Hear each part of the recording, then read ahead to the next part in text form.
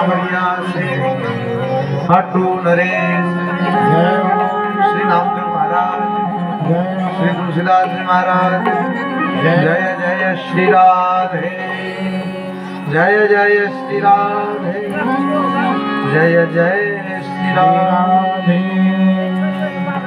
भावे रसिक भक्त श्रोतागण माता बहन कथा की शोभा बढ़ाने वाले छोटे छोटे भाई बहन श्रेष्ठ महाभाग यजमान परिवार, आप सभी श्रोताओं के हृदय में जो परमात्मा विराजमान है उनके लिए मेरा वंदन नमन। माता दी सुशीला जी के ऊपर भगवान की विशेष कृपा हुई है। तो श्रीमद् भागवत की कथा सुनने के लिए इन्हें प्राप्त हुई। अनेक जन्मों के भाग्योदय होते हैं तब कहीं जाकर के सत्संग की प्राप्ति होती है। भाग्योदयेन बहुजन्म समर्जितेन सत्संग मंच लभतो पुरुषो यदा वै। जब भगवान की विशेष कृपा होती है तब कहीं जाकर के सत्संग प्राप्त हो पाता है। अति हरि कृपा जाहि पर होई, पाव देह यह मार्ग सोई। कल के कथा सत्संग में हम सभी ने श्रवण किया माता रुक्मिणी का विवाह श्री कृष्ण जी के साथ संपन्न हुआ।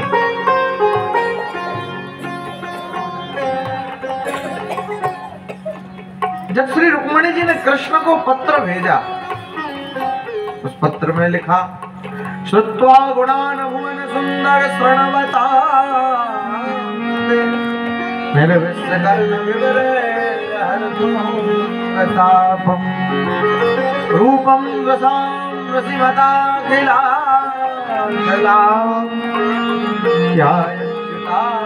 चित्रम पत्रम। अभी रुक्मिणी जी ने फेस टू फेस भगवान श्री कृष्ण को देखा नहीं है तो सुना है। बार बार कहते थे उनके पिता भीष्मक, राजा भीष्मक के 5 पुत्र हैं। राजासीत भीष्मको नाम विदर्भाधिपतिर्महां तस्य पंचा भवेत् पुत्रा कन्यागा चारा। 5 पुत्र और 1 पुत्री। आपको स्मरण होगा रुक्मिणी जी का जन्म नहीं हुआ, 5 पुत्रों का तो जन्म हुआ था, रुक्मी रुक्म वाउश्च, लेकिन रुक्मिणी जी का जन्म नहीं हुआ। सवेरे सवेरे राजा भीष्म घूमने के लिए जाते थे। एक सरोवर में एक कमल के फूल के ऊपर एक छोटी सी बालिका रुदन कर रही। आगे पीछे दाएं बाएं कोई है नहीं। चलो भगवत कृपा से ये पुत्री प्राप्त हुई। पुत्र हो भाग्य, पुत्री हो सौभाग्य। पुत्री को लेकर के आए हैं, लाड प्रेम से पाला है, नाम रुक्मिणी। लक्ष्मी कभी गर्भ में नहीं आती। लोग कहते हैं भगवान गर्भ में नहीं आते, नहीं, उनका तो वर्णन मिला। जादिन्ते हरि गर्भ ही आए। परीक्षित की, सुखदेव जी की लिए गर्भ के अंदर ही दर्शन हुआ भगवान का, किंतु लक्ष्मी का वर्णन वास्तव में कहीं नहीं मिलता कि लक्ष्मी गर्भ में गई। जनकपुर में देखो तो श्री जनक के यहाँ एक संत कहते थे, जिन्हें देह की सुध नहीं वो विदेह है, और विदेह के इधर ही लक्ष्मी का प्रागट्य होता है। जब तक राजा थे जब तक नहीं, जब राज सिंहासन को छोड़ करके कर्म करने लगे, हल चलाने लगे, हल के अग्रभाग को कहते हैं सीते, अग्रभाग की ठोकर लगी, घड़ा फूट गया, बालिका का जन्म हो गया, रुदन करने लगी। हल्के अग्रभाग को सीते कहते, इस वजह से नाम पड़ गया सीता। बाकी वैदेही तो जमीन से प्रागट्य है मां सीता का। ऐसे ही लक्ष्मी बोले समुद्र मंथन से प्रकट हुई। स्मरण कराऊंगा, लक्ष्मी अपने वर का वर्ण स्वयं करती। इसलिए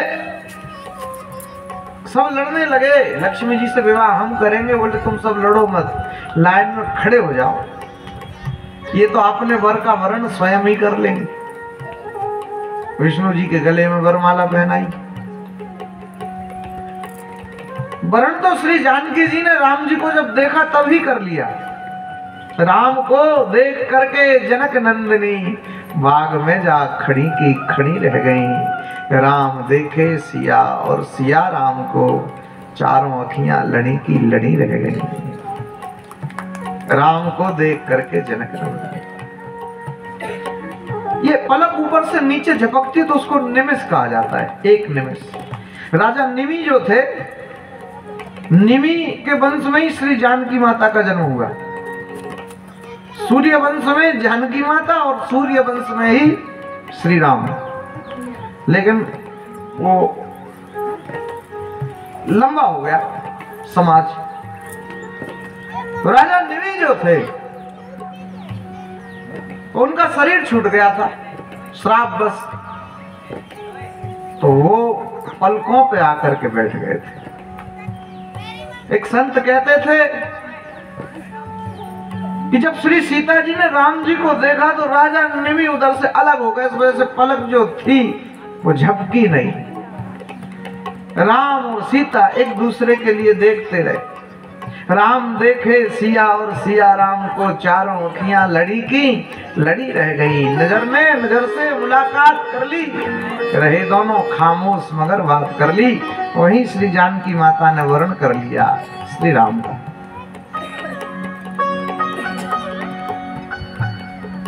फिर तो भगवान ने धनुष तोड़ा। ऐसे ही मां रुक्मणी जी ने अभी कृष्ण को देखा नहीं, सुना है, इसलिए श्लोक में लिख रहे हैं। रुक्मणी जी ने जो पत्र कृष्ण को लिखा, उस पत्र में क्या लिखा? श्रुत्वा गुणान् भुवन सुंदर श्रवणावताम् निर्विश्वकर्ण विवरैर्हरतोऽङ्गताम्। मैंने सुना है त्रिभुवन में आपसे ज्यादा सुंदर और कोई नहीं, और बात भी ठीक। और हर कन्या को ऐसे ही लगता है अपने होने वाले पति के विषय में, ये बहुत सुंदर। रुक्मणी जी ने पत्र भेजा, सुदेव नाम के ब्राह्मण लेकर के पत्र गए। कृष्ण ने पत्र को पढ़ा, खुश हो गए। ब्राह्मण देवता ने कहा आज्ञा दो, चलते हैं। चलते नहीं, हम भी तो साथ ही चलते। चल पड़े। रास्ते में बलराम जी, लाला कहाँ? बोले बड़े भैया जरूरी काम है, मैं अभी आ रहा हूँ। निकले गए। लाला बहुत जल्दी में गया, मामला क्या है? ये गुजरातियों में मराठियों का क्या काम? रुक्मणी जी महाराष्ट्र से थी, कुंडनपुर, और कृष्ण बेसिकली रहने वाले तो यूपी से थे, लेकिन द्वारिका में निवास करते, तो उस वजह से उनके डॉक्यूमेंट उधर के ही बन गए। तो द्वारिकाधीश। तो बलराम जी भी सोचते भाई ये गुजरातियों में मराठियों का क्या काम? महाराष्ट्र से सुना है कोई पंडित जी आए और कृष्ण को लेके गए। बोले ठीक सुना है। पत्र सा लाए थे, जरा पढ़ो उस पत्र में क्या लिखा। हो जा, पत्र को पढ़ा। ओ पत्र में लिखा, हंस गए। क्या हो गया? बोले लाला शादी के योग्य हो गया।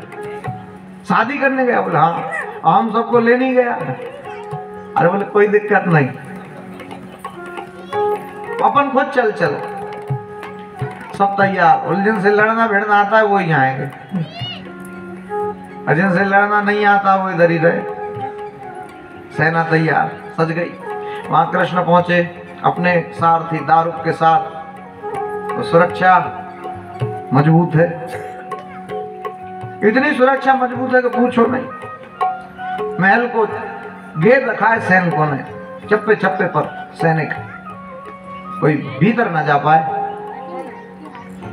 बगैर आइडेंटिटी कार्ड दिखाए कोई भीतर जा ही नहीं सकता।